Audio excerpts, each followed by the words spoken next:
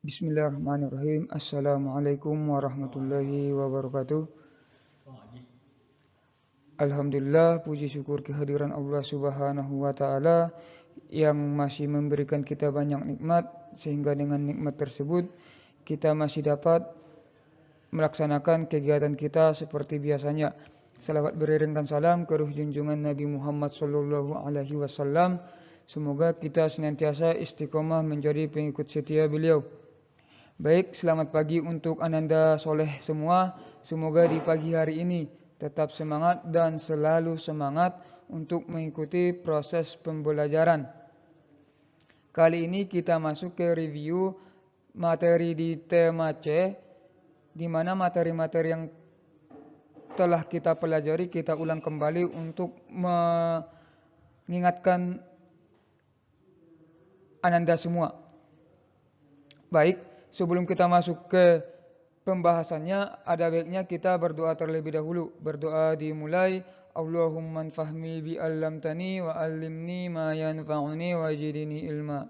Baik, lanjut saja ke pembahasan yang pertama, yaitu benda yang terbuat dari kayu. Ini merupakan materi pertama yang menjadi bahan pembelajaran di awal tema C ini. Benda yang terbuat dari kayu berarti merupakan benda yang terbuat atau kayu itu terbuat dari pohon, seperti itu.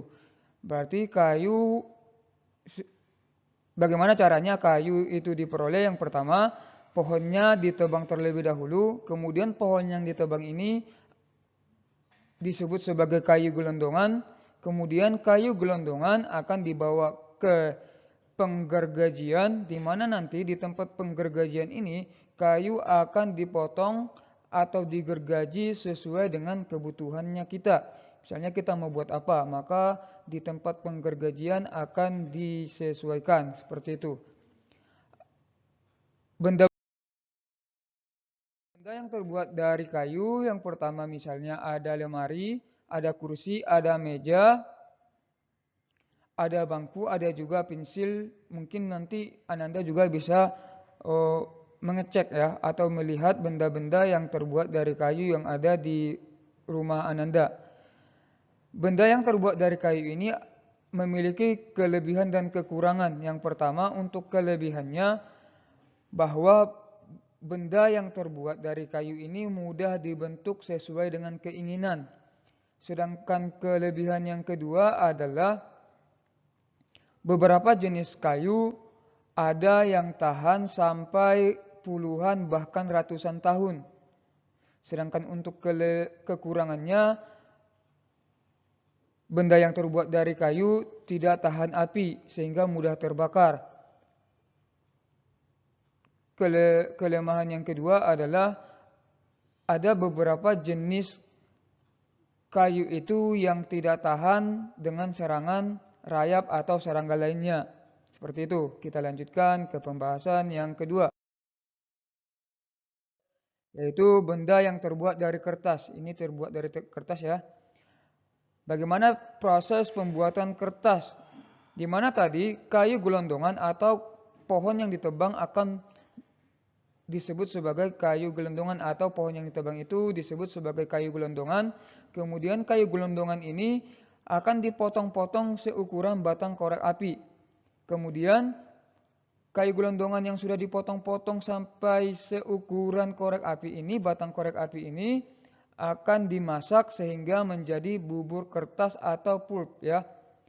Kemudian pulp akan diberi pemutih sehingga kertas yang kita gunakan kebanyakannya berwarna putih. Setelah diberikan pemutih, maka pulp akan dimasukkan ke mesin pembuat kertas. Nah, di mesin pembuat kertas inilah nanti kertas akan dibuat sesuai dengan keinginan kita. Nah, beberapa benda yang terbuat dari kertas. Yang pertama misalnya ada buku, ada layangan, ada tisu dan lain sebagainya. Ini juga nanti bisa Ananda cek benda-benda yang terbuat dari kertas ya. Untuk kelebihan dan kekurangan benda yang terbuat dari kertas, yang pertama, kelebihannya bahwa benda yang terbuat dari kertas ini bisa menyerap tinta atau benda cair. Sehingga misalnya kita menulis dengan menggunakan pulpen bisa dibaca apa yang ditulis oleh pulpen tersebut. Sedangkan kekurangannya bahwa benda yang terbuat dari kertas ini mudah terbakar dan jika terkena air mudah sobek. Seperti itu. Kita lanjutkan ke pembahasan selanjutnya, yaitu benda-benda yang terbuat dari plastik. Di sini ada beberapa benda yang terbuat dari plastik, diantaranya ada ember, ada gayung, ada payung, dan lain sebagainya. Perlu diketahui bahwa benda yang terbuat dari plastik ini sangat susah untuk diuraikan di tanah ya. Sehingga kalau misalnya kita buang sampah plastik sembarangan, bisa saja sampah plastik itu bertahan sampai ratusan tahun. Sehingga perlu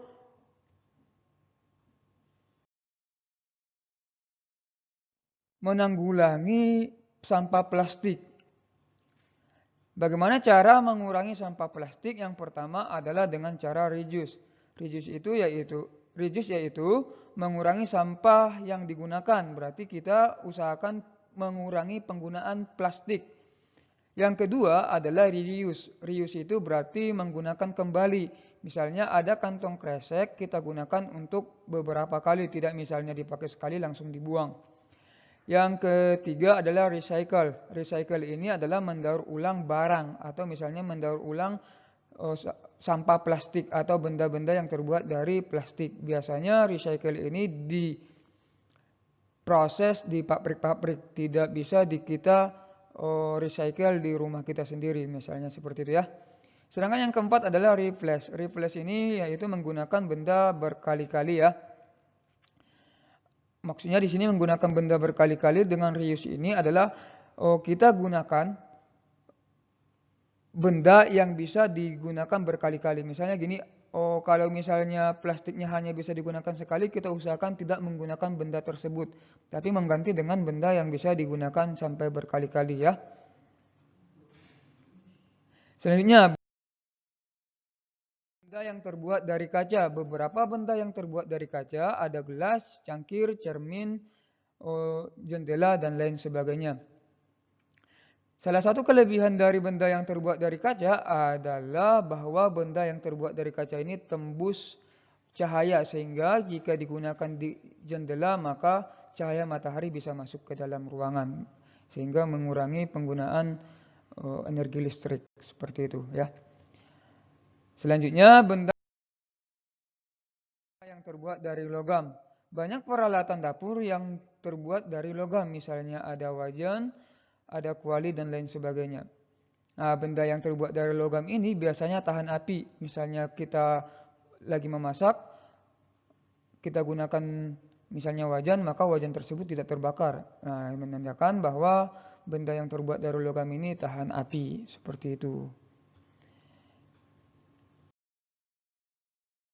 Dan selanjutnya ada benda yang terbuat dari karet. Beberapa benda yang terbuat dari karet diantaranya adalah ban motor, ban mobil, sandal, sepatu, dan ada perahu karet. Di mana benda-benda yang terbuat dari karet ini salah satu keunggulannya adalah elastis. Ya. Sedangkan kekurangannya tidak tahan api, seperti itu ya. Baik, kita lanjutkan ke pembahasan yang lain tentang musyawarah. Apa ini musyawarah? Misalnya musyawarah ini sering kita laksanakan di lingkungan masyarakat. Misalnya dalam satu lingkungan ada masalah atau ada problem ya, ada masalah atau misalnya ada problem yang tidak bisa diselesaikan oleh satu atau dua orang saja, maka diperlukan musyawarah antara warga agar mendapatkan solusi dari permasalahan tersebut. Misalnya di suatu lingkungan sampah banyak berserakan. Kalau misalnya sampah berserakan hanya dibersihkan oleh satu orang, berarti kan tidak akan terselesaikan. Misalnya hari ini bersihkan, karena orang-orang yang lain tidak peduli dengan kebersihan lingkungan, maka sampah akan terus-menerus berserakan di lingkungan sekitar. Maka ini adalah suatu masalah. Bagaimana cara masalah tersebut bisa terselesaikan? Maka antara warga atau antar penduduk di suatu lingkungan ini bermusyawarah. Berarti musyawarah adalah kegiatan berkumpul bersama untuk memecahkan suatu masalah dan menyatukan pendapat. Ya kan? Seperti itu. Yang perlu dalam bermusyawarah adalah sikapnya kita. Dalam bermusyawarah ada beberapa sikap yang harus kita miliki. Yang pertama, kita menerima pendapat orang lain. Misalnya, kita lagi bahas atau lagi ada masalah di lingkungan kita tentang kebersihan lingkungan. Berarti kalau misalnya ada anggota masyarakat yang memberikan pendapat yang berbeda dengan kita, maka kita harus menerima pendapat dari orang lain tersebut dengan lapang dada ya. Misalnya kita tidak gontok-gontokan hanya gara-gara perbedaan pendapat yang ada di antara kita, misalnya seperti itu. Yang kedua, kalau misalnya keputusan sudah diambil ketika musyawarah, maka keputusan tersebut harus kita terima dengan berlapang dada. Berarti kita tidak mengumpat di belakang, misalnya dengan menceritakan atau dengan memburuk-burukkan keputusan tersebut. Nah, gitu ya. Setelah keputusan diambil, berarti kita sebagai masyarakat harus melaksanakan hasil musyawarah dengan sebaik-baiknya. Nah, itu adalah sikap dalam bermusyawarah. Di mana nanti musyawarah dan sikap bermusyawarah ini tujuannya adalah untuk kehidupan yang lebih rukun. Sehingga tercipta kehidupan yang lebih rukun, damai dan tentram. Ya. Kita lanjutkan ke pembahasan yang terakhir untuk review kali ini, yaitu tentang gotong royong. Gotong royong itu adalah mengerjakan sesuatu bersama-sama. Jadi kalau misalnya Ananda di sekolah sedang melaksanakan piket kebersihan kelas bersama, berarti Ananda sedang melaksanakan gotong royong. Nah, beberapa contoh kegiatan gotong royong. Yang pertama adalah membangun pos kamling. Yang kedua membersihkan halaman sekolah.